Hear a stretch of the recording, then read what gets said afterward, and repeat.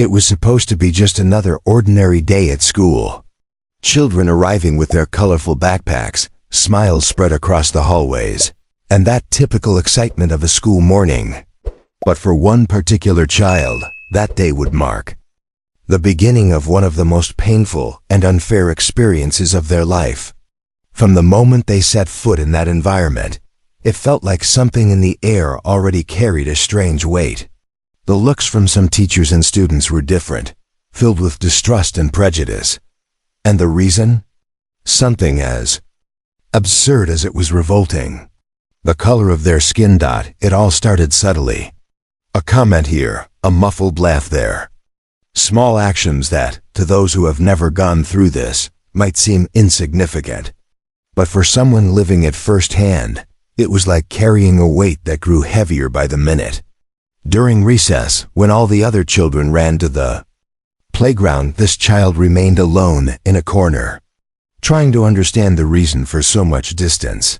The circle games, the soccer matches, even simple conversations. Everything seemed to have an invisible barrier preventing participation. And the worst part was that no one, absolutely no one, seemed willing to reach out a hand. In the classroom, the situation only got worse. When the teacher asked students to form pairs, this child was always left out. When it was time for group activities, eyes turned away as if the child didn't exist. Or worse, as if they were unwanted. And as if that weren't enough, what happened on that specific day was something no one could have ever imagined. An episode so humiliating, so cruel, and so unfair that it would forever change the life of that child and the entire school. While you listen to this story, I need to ask you something. Stay with me until the end. Because what happened after this episode was something truly surprising. A twist that no one expected. People who once judged, who once laughed or ignored, ended up having to face their own actions head on. And when the truth came out, regret was inevitable. Every detail of this story will make you reflect on how far prejudice can go, and how a single action can change everything. What started as just a simple school day became a milestone for that school, an episode that would be remembered for years, not just by the students but also by the teachers, the parents, and even by people who weren't even present when it all happened. The hallways that once were full of smiles became, on that day, witnesses to a collective shame. The humiliation suffered by that child turned into a mirror, a cruel reflection of a reality that many people pretend doesn't exist. And maybe, as you listen, you'll remember a similar situation. Maybe you witnessed something like this. Or perhaps you were even a victim of something similar. That's why every second of this story matters. Because it goes beyond a simple narrative. It's a scream, an alert, a lesson that needs to be told, and most importantly, needs to be heard. So take a deep breath, because what comes next won't be easy to hear, but it's necessary. That cold autumn morning, little Samuel woke up with a smile on his face. It was his first day at the new school, and even with the natural nervousness of any child, he was excited. His mother had bought him a new backpack, a pencil case full of colored pencils, and an impeccable uniform. As they walked together to the school gate, she squeezed his hand tightly, as if she wanted to protect him from everything bad the world could offer. She had no idea that on that very day, Samuel's heart would be marked by a wound he would carry for the rest of his life. As soon as he entered the schoolyard, Samuel noticed the stairs. Children whispering among themselves, discreetly pointing in his direction. Some laughed, others just watched in silence. Before leaving, his mother knelt down, kissed him on the forehead, and said, "Be strong, my son. Show everyone who you are." Samuel took a deep breath, adjusted the strap of his backpack on his shoulder, and walked toward his class line, trying to ignore the discomfort that was already beginning to build. The first classes went by without major problems, but recess was the beginning of everything. When the bell rang, Samuel ran to the playground hoping to make new friends. He sat on a bench and opened his lunchbox. It didn't take long for a group of older children to approach. Their leader, a blond boy with light eyes, looked Samuel up and down and with a mocking tone asked, "What are you doing here? This school isn't for you." Samuel, not understanding why there was such hostility, just replied with a shy smile that he just wanted to play like everyone else. But the boy's words were like invisible blades. "Go away. No one wants you here. Go back to where you belong." Within minutes, other children began to laugh, and little Samuel, with tearful eyes, closed his lunchbox and returned to the classroom. He tried to hide the tears, but the pain was bigger than he could bear. During the next class, the teacher noticed that Samuel was too quiet. She approached him and asked if everything was okay. He just nodded affirmatively, afraid of making the situation worse. But the teacher, even without knowing all the details, already sensed that something was wrong. However, she had no idea that the worst was yet to come. At dismissal time, when most of the children had already left, Samuel waited for his mother at the gate. That's when the group of boys reappeared. They surrounded the boy right there, in front of other parents and students who were still nearby. One of them pushed Samuel hard, making him fall to the ground. His backpack opened, scattering his notebooks and pencils across the asphalt. The leader of the group bent down, picked up one of the notebooks, and with a cruel smile, tore the pages in front of him. Some people watched the scene, but no one intervened. The complicit silence of those adults hurt as much as the laughter of the other children. When Samuel's mother arrived and saw her son on the ground, she ran desperately to help him. She picked up the scattered materials, hugged the boy tightly, and looked around in search of someone responsible. But what she found were averted faces and looks of indifference. Samuel's mother, outraged, went straight to the principal's office. She entered the coordinator's room with her crying son in her arms and demanded an explanation. She wanted to know how that had happened without anyone doing anything. The coordinator, with a cold expression, listened in silence and, with a low and distant voice, said only, "Maybe it would be better for your son to look for another school. Clearly, he's not adapting here." The words felt like a punch in the stomach. Samuel's mother was speechless for a few seconds, trying to process what she had just heard. She wasn't just hearing advice. She was being silently expelled. She stood up, took her son by the hand, and left that office with her head held high but with a broken heart. That night, at home, Samuel cried until he fell asleep. His mother, sitting beside the bed, looked at her son's innocent face and felt a mix of pain and revolt. She picked up her cell phone and began writing a post on social media. She told everything that had happened, detailed every humiliation, every word spoken, every look of contempt. It didn't take long for the post to start being shared. In the following hours, hundreds of people began to comment. Parents, teachers, strangers, all outraged by the way the school had treated an innocent child. The post went viral quickly. In no time, local newspapers began to get in touch, asking for interviews and wanting to know more about the case. Meanwhile, at the school, the administration tried to control the damage. The coordinator was called to an emergency meeting with the board of directors. The institution's image was at risk, and the pressure from public opinion increased by the minute. The school's name appeared in headlines and protest hashtags on social media. Days later, Samuel's mother was invited to an official meeting with the school's general director. This time, the reception was very different. The director, with a forced smile and carefully chosen words, apologized on behalf of the institution. He promised that measures would be taken and that the behavior of the other children would be evaluated. But for Samuel's mother, those words meant nothing. She knew that behind that sudden politeness, there was only fear of losing enrollments and the good public image. The trust had been broken, and nothing they said could erase what her son had experienced. The repercussion of the case kept growing. A news team visited Samuel's house for a live interview. The little boy, still shy and emotionally scarred, told with his small and emotional voice what it was like to be humiliated in front of everyone. His tears, shown on TV, moved thousands of people who watched. Campaigns against prejudice began to emerge on social media. Anonymous people sent messages of support. Some famous artists also commented on the case, demanding justice and holding the school accountable. Samuel, not understanding the magnitude of it all, just wanted one thing: to feel safe somewhere again. That's when a renowned private school in the city contacted his mother. They offered a full scholarship for the boy, with psychological support and full educational assistance.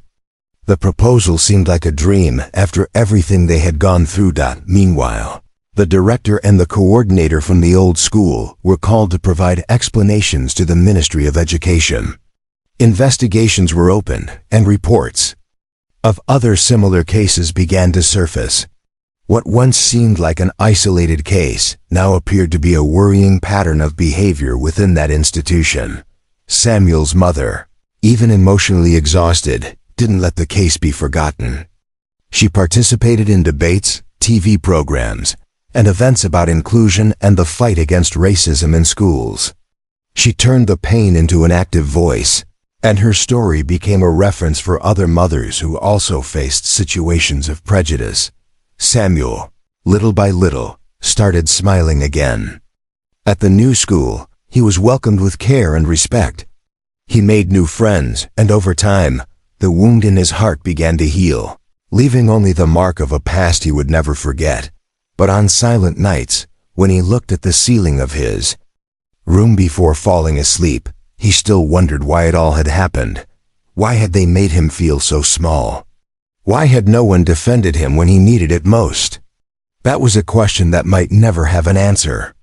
But one thing was certain: he would never again allow anyone to make him feel that way. The days that followed were filled with intense emotions for Samuel and his mother. What started as a simple social media outburst was now reaching proportions they had never imagined. Messages of support kept coming from all over the country. People who didn't even know the family were mobilizing to help, offering everything from legal support to gifts for little Samuel. The small living room of their modest home was now filled with letters, toys, and even invitations to appear on TV programs. But despite all the commotion, the trauma of that day at school was still very much alive inside him. Meanwhile, at the old school, the atmosphere was tense. Many parents began questioning the teachers and school leadership. Some even withdrew their children from the institution, outraged by the way the situation had been handled. There was a sense of shame hanging in the air. The coordinator, who once spoke with so much arrogance, could now barely walk through the halls without hearing whispers of disapproval.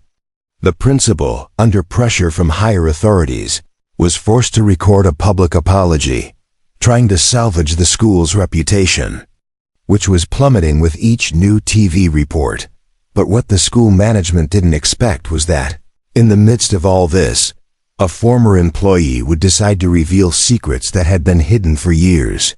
A former teacher, who had been unfairly dismissed some time ago, decided to speak out. He recorded a video exposing past incidents of discrimination he had witnessed at that school. He said Samuel was not the first, and that prejudice there was masked by pretty speeches and shallow diversity campaigns. The video hit social media like a bomb. The number of views skyrocketed quickly, and public outrage grew even stronger. Meanwhile, Samuel struggled to adjust to his new routine. Despite the welcoming environment of the new school, he was still afraid. Whenever a classmate laughed, he thought they were laughing at him. Whenever someone raised their voice, he flinched. The teachers noticed how emotionally shaken the boy was and began to give him special attention. During lessons, whenever possible, they included integration activities to ensure Samuel felt part of the group. At home, the nights were still difficult. Samuel had frequent nightmares. He dreamed he was back in the old schoolyard, surrounded by cruel laughter and scornful looks. He would wake up in the middle of the night, crying and calling for his mother. She, in turn, tried to be strong. She comforted him with sweet words and long hugs, but once he fell asleep again, she would go to the bathroom and cry alone. The weight of that experience was leaving deep scars on both of them. News about the case kept gaining space in the media. Interviews with psychologists, lawyers, and human rights specialists aired daily. The topic became a point of debate on structural racism in schools. Some lawmakers even spoke out, demanding deeper investigations into the conduct of that educational institution. Samuel's mother was invited to speak at an event about racial equality, and even though she was nervous, she went up on stage and shared her pain with hundreds of people. Across town, the school coordinator received a formal subpoena. She would have to testify before an educational ethics board. Fear was written all over her face. She knew that if the investigations moved forward, her professional name would be ruined. She tried to find lawyers, tried to release public statements, but nothing seemed effective against the strength that Samuel's case had gained. In the midst of all this, a major television network decided to produce a documentary about the case. During filming, reporters interviewed neighbors, classmates, teachers from Samuel's new school, and childhood education specialists.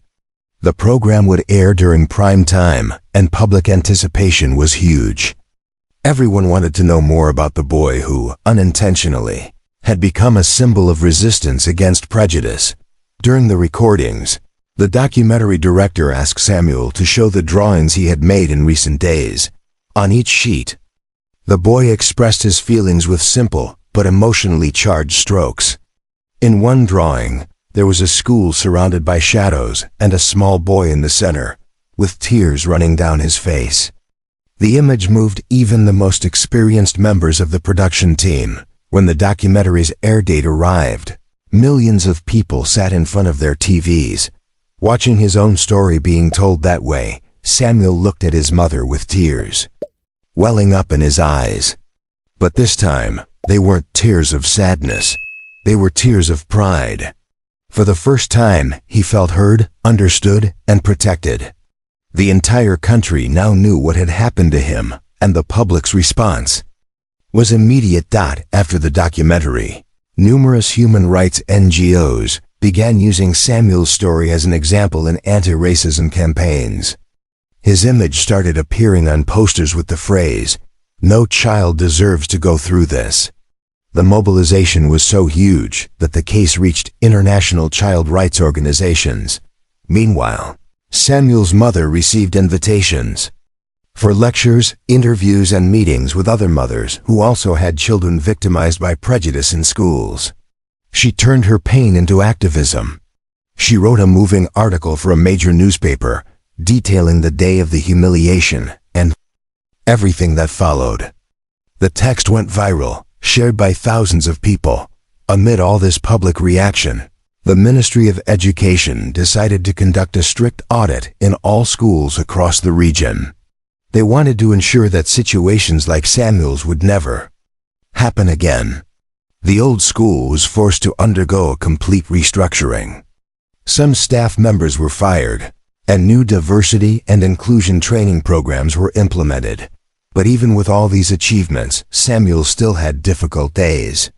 On some mornings, while putting on his new school uniform, fear would creep back in. But now, by his side, there was a support network that wouldn't let him give up. Teachers, friends, psychologists, all committed to helping him regain his confidence. One Friday afternoon, as he walked home from school, Samuel saw a group of kids playing in the park near his house. For the first time since everything happened, he felt like joining them. He took a deep breath, placed his backpack on the bench, and ran over to play. His mother, watching from a distance, smiled emotionally, seeing her son take that small but important step back towards happiness. At the old school, the walls seemed heavy with silence. Many teachers felt uncomfortable, the hallways seemed colder, and enrollment numbers had plummeted. Samuel's case had left deep scars on the institution. Some staff members still whispered that the incident had been a turning point. Nothing there would ever be the same again. That same night, as she tucked him into bed, Samuel asked his mother, "Why did they do that to me, Mommy?" She took a deep breath, stroked his hair, and replied, "Because there are people who still haven't learned to respect differences. But you taught the whole world a lesson, my son." Her words comforted the boy's heart. He smiled softly, closed his eyes, and before falling asleep, whispered, "I'm strong, right, Mommy?" She hugged him tightly and answered, her voice trembling with emotion, "Much stronger than you can imagine, my love." Outside the window, the night remained silent, but inside that home, there was a feeling of victory. A victory won with tears, courage, and the certainty that even in the face of the worst injustices, there is always a way to start over. The next morning, upon waking up, Samuel put on his uniform with a more confident smile. He walked to the door, held his mother's hand, and before leaving, looked at her and said, "Today is going to be a good day." She smiled back, eyes filled with tears, and replied, "Yes, my son. It's going to be the first of many." The following days were marked by new twists. The administration of the old school, desperately trying to clean up their image, called a press conference. With a rehearsed speech, the principal and the coordinator appeared in front of the cameras, trying to show remorse. They promised educational actions, awareness lectures, and even the creation of a diversity committee within the institution. But for those watching from home, it all sounded fake.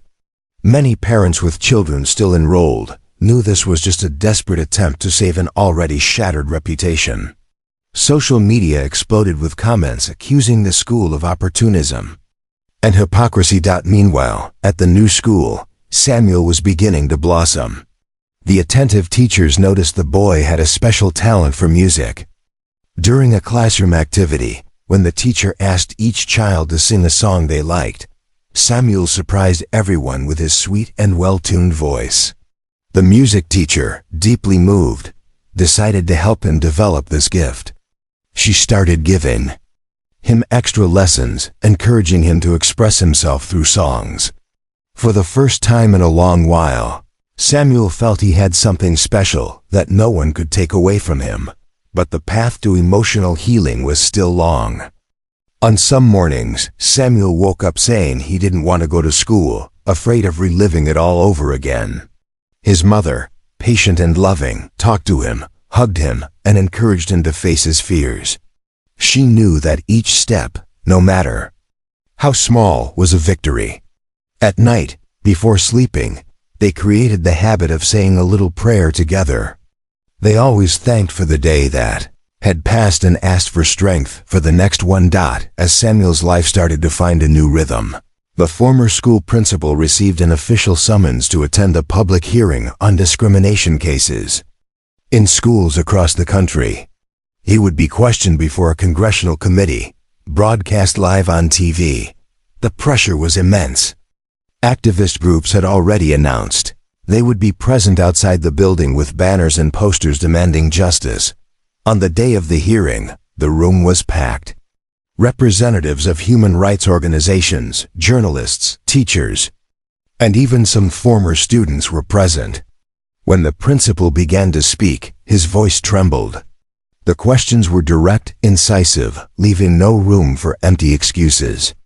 With each evasive answer, tensions rose. Social media streamed everything in real time. Thousands of people followed, commenting and demanding harsher punishments for the school.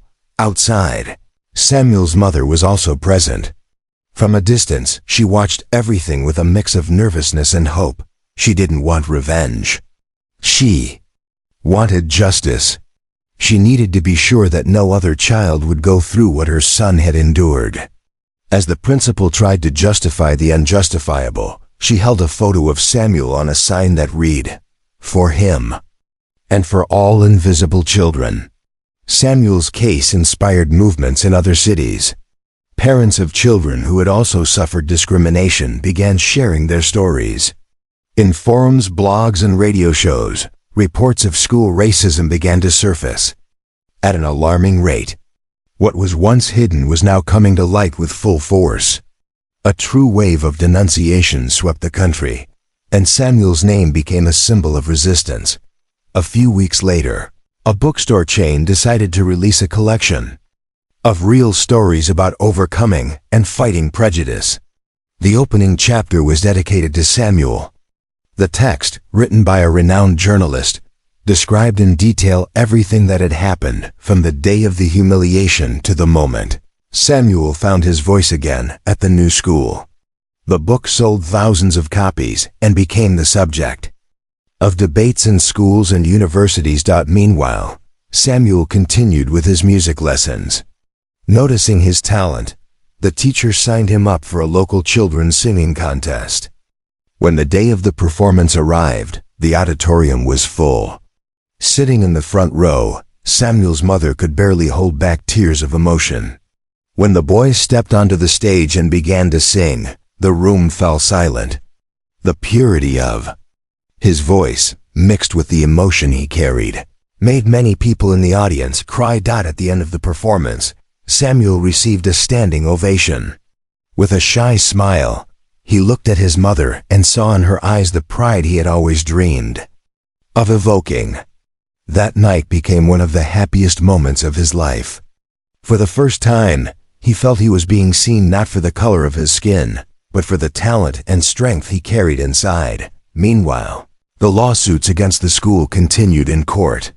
The coordinator had been removed from her position and was facing a disciplinary investigation. The principal was also being investigated for omission and negligence. The school, which once had a waiting list of students, was now struggling to get new enrollments. The image built over years was now completely ruined. Amidst all this media attention, an international TV network produced a special report on Samuel's case. The story aired in several countries, showing that childhood racism was not an isolated problem, but a global issue that needed urgent attention. Samuel and his mother gave an emotional interview, translated into several languages. Samuel's life continued with its ups and downs. There were still open wounds, but there was also hope. His classmates at the new school treated him with care and respect. The teachers made a point of reinforcing daily how special and deserving of every opportunity he was. Samuel began participating in discussion circles about diversity, sharing his story with other children. At one of these gatherings, a little girl raised her hand and asked, "Samuel, how did you become so strong?" The boy thought for a few seconds and replied, "Because I have a mom who never let me give up." His words were met with applause and tears from everyone present. In the community where he lived, Samuel became an example. Neighbors greeted him with proud smiles. Some children who had once been shy around him now wanted to be his friends. Even local shopkeepers made a point of congratulating Samuel's mother whenever they met her on the street. Despite everything that had happened, Samuel's mother never allowed resentment to take over her heart. She knew that feeding hatred would only hurt her son. So she always taught him that forgiveness doesn't mean forgetting, but choosing not to carry an unnecessary burden. She wanted Samuel to grow up light, free, and confident. Therapy sessions continued. Samuel was learning to deal with emotional triggers and to turn bad memories into fuel to become even stronger.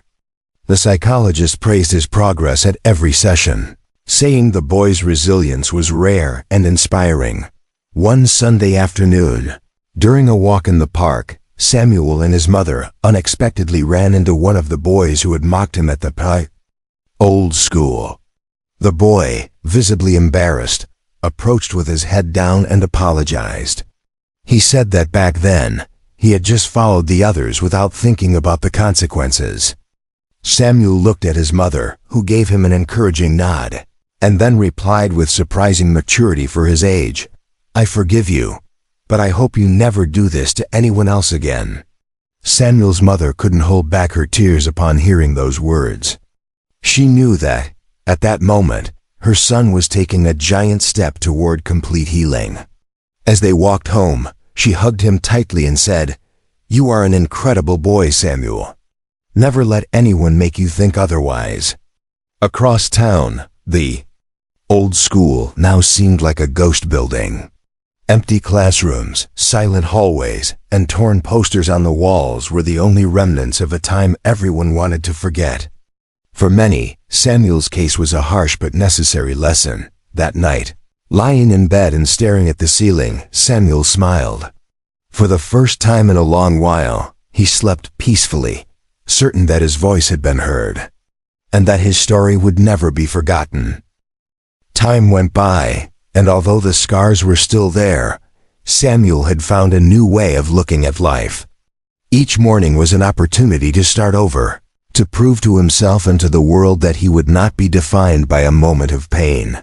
The bedtime conversations with his mother became healing rituals.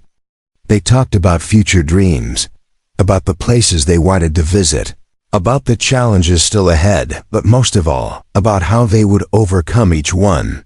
The strength that sprang from that small heart was impressive, and even at such a young age, Samuel seemed to have the maturity of someone who had lived far beyond his years. On social media, Samuel's story continued to echo. People from different parts of the country, and even from abroad, sent messages of support, words of encouragement, and symbolic gifts. Some letters came from other children, sharing similar experiences and saying how much his courage had inspired them. His mother read each one of these messages with him, smiling and getting emotional at how past pain was now lighting the way for others. The neighborhood where they lived also changed. Conversations in bakeries, markets, and parks often circled back to the importance of treating children with dignity, respect, and love, regardless of skin color, social class, or any other difference.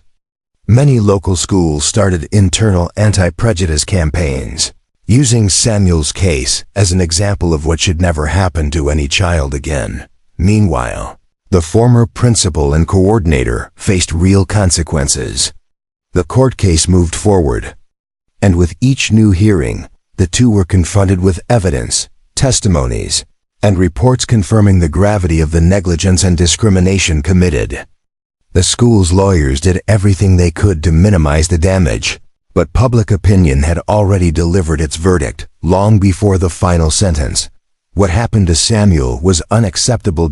As the months went by, interview requests started pouring in. TV networks, podcasts, and even documentary filmmakers specializing in social issues wanted to hear Samuel's story firsthand.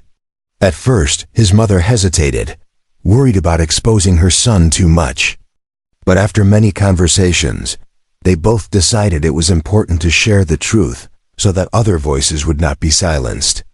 They sat side by side in front of the cameras, and once again, Samuel surprised everyone with his calm demeanor, his firm words, and the clarity with which he described everything he had been through. One of the most memorable interviews was broadcast live on a major television show. When the host asked Samuel what he would say to kids still suffering from prejudice at school, the boy took a deep breath and answered with disarming sincerity, "I'd tell them not to give up, that there are good people in the world.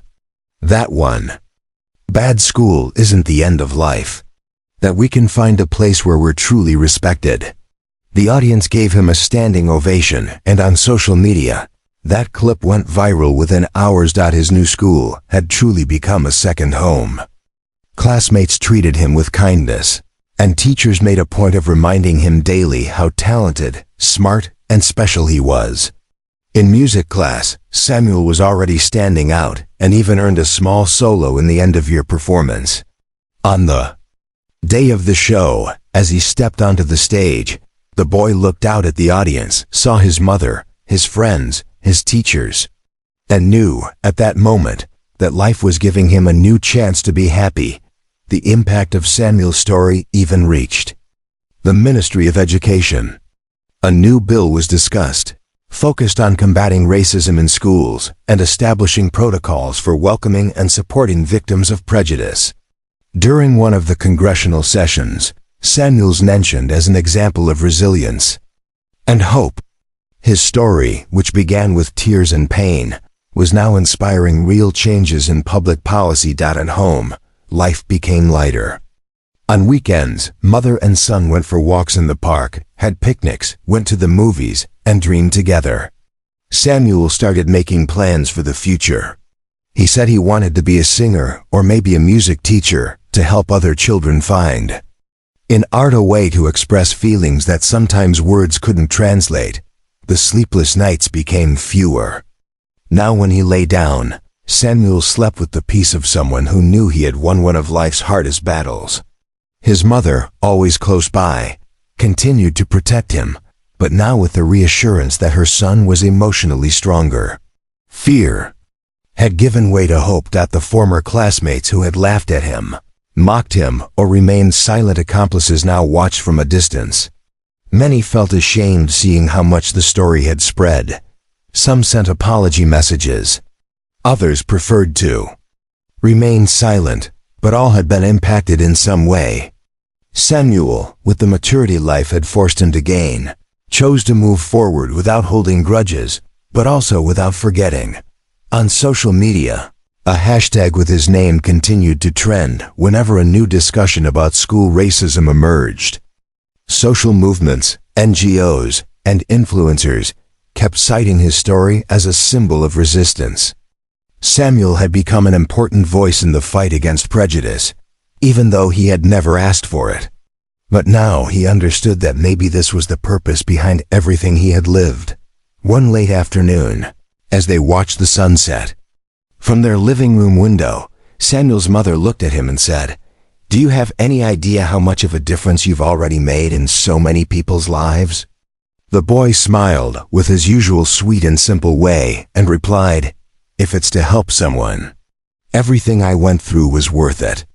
Her eyes filled with tears once again, but this time they were tears of pride, relief, and love. She knew this was just the beginning of many more victories her son would have in life. That no episode of pain would ever be greater than his ability to rise again and turn it all into hope. And if you've made it this far, I need to tell you something. Samuel's story is just one example of how prejudice can destroy, but also of how courage and love can rebuild. If you've been through something similar or know someone who has, share your story in the comments. Your voice might inspire someone who's going through exactly the same thing right now. If this story touched you in any way, leave a like, subscribe to the channel, and turn on the notification bell so you don't miss the next videos. Here, every story has a purpose, and the next one might be yours.